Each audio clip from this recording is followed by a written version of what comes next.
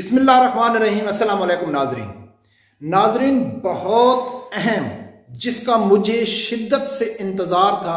अल्लामा खादिम हुसैन रिजवी रहमतुल्लाह अलैह जब इस दुनिया से चले गए तो उसके बाद मुझे मरकज़ से एक स्टेटमेंट का, एक बयान का शिद्दत से इंतज़ार था। मुझे तो कोई डर नहीं था, लेकिन कम अज़ कम मैं चाहता था कि मरकज़ से एक ऐसा बयान आए कि पूरी जो तहरीक लब्बैक के कारकुन हैं उनके लिए एक पैगाम हो।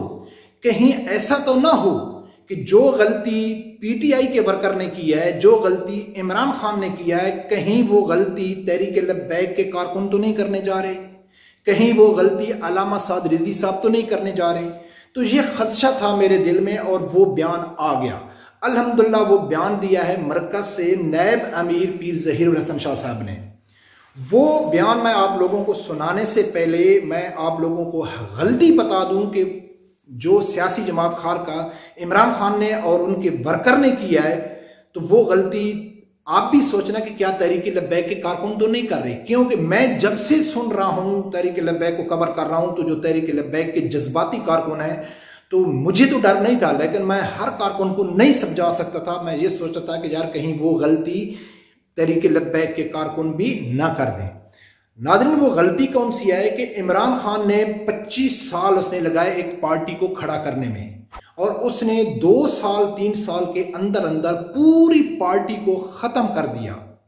इमरान खान की गलती और खासकर उसके कारकुनों की गलती कि उसके कारकुनों ने कहा है कि इमरान खान के अलावा कोई आदमी है ही नहीं जो पाकिस्तान की तकदीर बदले, कोई ईमानदार, कोई सादिक और अमीन सिर्फ इमरान खान है। पाकिस्तान के हालात सिर्फ इमरान खान बदल सकता है। नाउज़ बिल्लाह, इन्होंने खुदा के ऊपर भी यकीन करना छोड़ दिया कि इमरान खान कब तक जिंदा रहेगा, 5 साल 10 साल, क्या गारंटी है उसके बाद क्या पाकिस्तान खत्म हो जाएगा। तो जब भी आप पीटीआई के कारकुनों से सुनते हैं तो वो क्या कहते हैं कि सिर्फ इमरान खान है, बाकी सब चोर हैं, डाकू हैं। अपोजिशन को तो वो कहते थे, लेकिन उन्होंने अपने टीएलपी का, अपने पीटीआई के जितने भी बड़े बड़े एमपीएम हैं उन सबको एक ही लिस्ट में खड़ा कर दिया कि ये सब बेईमान हैं, चोर हैं, डाकू हैं। सिर्फ पाकिस्तान की तकदीर बदल सकता है इमरान खान। और इमरान खान भी हर तकरीर में ये कहता था कि मैं ये करूंगा, मैं ये करूंगा, मैं एनआरओ कहीं को नहीं दूंगा, मैं ये कर दूंगा।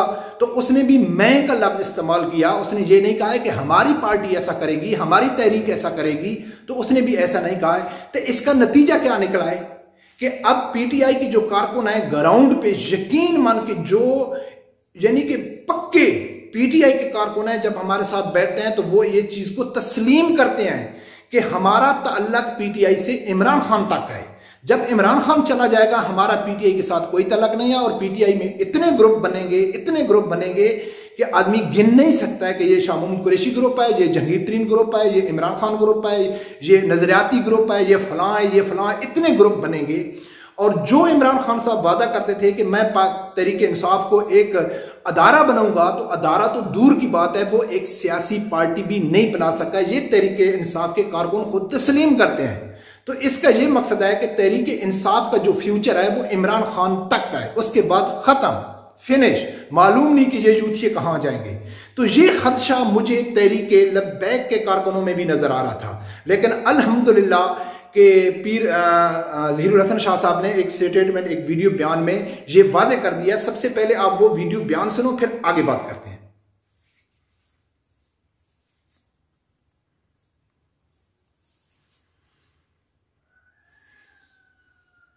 बना दिया जाए या अमीर मोहतरम को वज़ीर आज़म बना दिया जाए।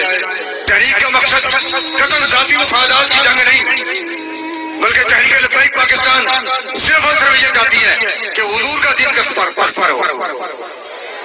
इसके अलावा हमारा कोई मकसद नहीं। और बाबा जी कहते थे ना किसी को गिराना मकसद है, ना किसी को उठाना मकसद है, बल्कि सिर्फ और सिर्फ हुजूर के दीन को तख्त पर लाना मकसद है। तो नाज़रीन, आप लोगों ने सुना है कि ज़हीरुल हसन शाह साहब ने क्या कहा है कि भाई हमारा मकसद अल्लामा साद रिजवी साहब की मौजूदगी में, क्या कहा है कि हमारा मकसद हरगिज ये नहीं है कि हम साद रिजवी साहब को वज़ीर आज़म बनाएं। यानी कि हरगिज उसका ये मकसद नहीं था कि हम साद रिजवी साहब को नहीं बनाएंगे। उसका बात करने का मकसद ये था कि हमारा मकसद है निज़ाम मुस्तफ़ा सल्लल्लाहु अलैहि वसल्लम। हमारी पार्टी जीतेगी, साद रिजवी बेहतर होगा तो साद रिजवी वज़ीर आज़म होगा, या कोई ज़हीरुल हसन शाह साहब बेहतर होंगे तो वो वज़ीर आज़म होगा, या जो भी मरकज से जो भी आदमी उसके काबिल होगा, उसके अहल होगा, हम उसको वज़ीर आज़म बनाएंगे। हमारा मकसद साद रिजवी साहब नहीं है, हमारा मकसद अल्लामा खाद रिजवी साहब नहीं थे। अल्लामा साद रिजवी साहब भी अक्सर कहते थे कि हमारा मकसद किसी को गिराना नहीं है, हमारा मकसद किसी को उठाना नहीं है, हमारा मकसद है निज़ाम मुस्तफ़ा सल्लल्लाहु अलैहि वसल्लम।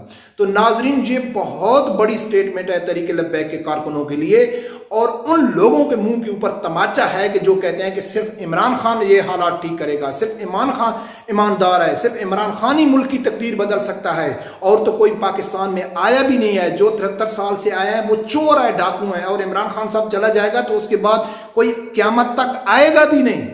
तो उनका ये और ये ज़ीरो साहब ने वाजे कर दिया है कि ये कारकुन अगर ये समझते हैं कि हम भाई साद रिजवी साहब ही पाकिस्तान के हालात ठीक कर सकते हैं या कोई और कर सकता है, तो बिल्कुल इसमें कोई शक नहीं आए। लेकिन हमारी पार्टी में ऐसी सोच नहीं पाई जाती है कि सिर्फ साद रिजवी है, बस साद रिजवी के अलावा कोई नहीं है, या ज़हीरुल हसन शाह साहब है, या कोई भी किसी कारकुन है कि भाई हम पार्टी बना लें यार ये अच्छा है। तो यार ये स्टेटमेंट बहुत ज़रूरी था तहरीक लब्बैक के कारकुनों के लिए, और उनको वाज़े हो जाना चाहिए कि तहरीक लब्बैक का जो मकसद है, उसका जो गोल है, जो वो अचीव करना चाहती है, उसका मकसद है निज़ाम मुस्तफ़ा सल्लल्लाहु अलैहि वसल्लम।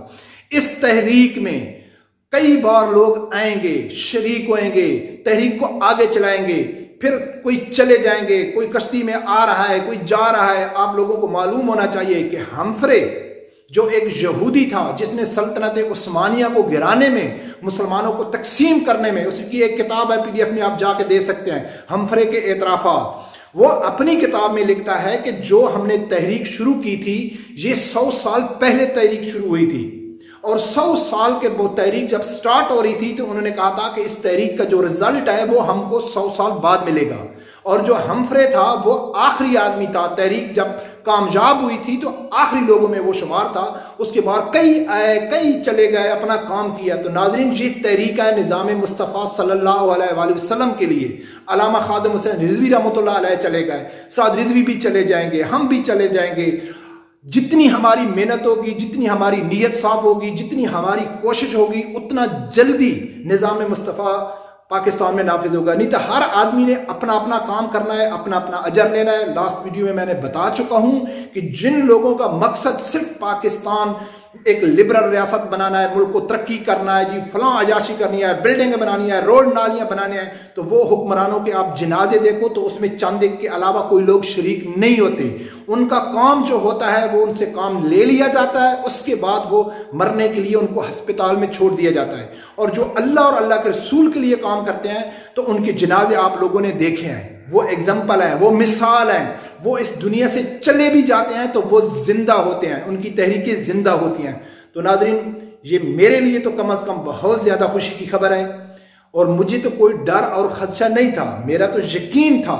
लेकिन कारकुन जो तहरीक लब्बैक के बहुत सारे कारकुन हैं, हर आदमी अलग अलग सोचता है। कई हम वीडियो देखते थे तो मुझे ऐसे डर लगता था कि कहीं तहरीक लब्बैक के कारकुन भी PTI की तरह, जो उन लोगों ने अपने पांव पे कुल्हाड़ी मारी है, जो जहलियत का सबूत दिया है, जो इंतहाई बेवकूफ़ाना उन लोगों ने फैसला किया है, जिसकी वजह से अब PTI ख़त्म हो चुकी है, इसमें कोई शक नहीं है।